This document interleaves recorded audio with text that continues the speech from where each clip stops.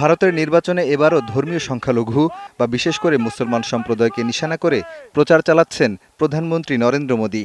कांग्रेस और INDI alliance वाले उसे मजहब के आधार पर मुसलमानों को देना चाहते थे। সম্প্রতি রাজস্থান ও উত্তরপ্রদেশে পরপর দুটি নির্বাচনী জনসভায় কংগ্রেসকে আক্রমণ করে মোদী বলেন, ক্ষমতায় এলে তারা সাধারণ মানুষের ধন সম্পত্তি দখল করে মুসলমানদের মধ্যে বিলিবাটোয়ারা করে দেবে। একথা তারা তাদের দলীয় নির্বাচনী ইশতেহারেও জানিয়ে দিয়েছে। কংগ্রেস যখন ক্ষমতায় ছিল তখন প্রধানমন্ত্রী মনমোহন সিং ও তার সরকার এ ধরনের অভিপ্রায়ের কথা বলেছিলেন। এই কংগ্রেসকে জনগণ ভোট দেবেন কিনা? তারা কি চান তাদের কষ্টার্জিত সম্পত্তি যারা শুধু কারি বাচ্চার জন্ম দেয় তাদের মধ্যে বাটোয়ারা হোক, তাদের সম্পদের মালিক হোক অনুপ্রবেশকারীরা? মোদীর এমন বক্তব্যের পর আতঙ্কিত মুসলিমরা।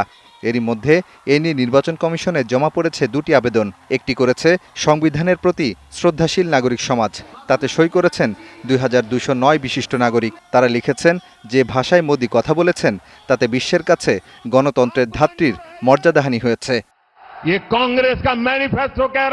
দ্বিতীয় আবেদনটি পাঠিয়েছে সংবিধান বাঁচাও নাগরিক অভিযান নামের আরেকটি সংগঠন। তাতে সই করেছেন 17,400 মানুষ। এতে বলা হয়েছে, প্রধানমন্ত্রী নির্বাচনী আচরণবিধি ভঙ্গের পাশাপাশি জনপ্রতিনিধিত্ব আইনও ভঙ্গ করেছেন, তাই তার প্রচারের উপর নিষেধাজ্ঞার দাবিও জানিয়েছেন তারা। তবে দুদিন পেরিয়ে গেলেও কমিশন নিরুত্তর।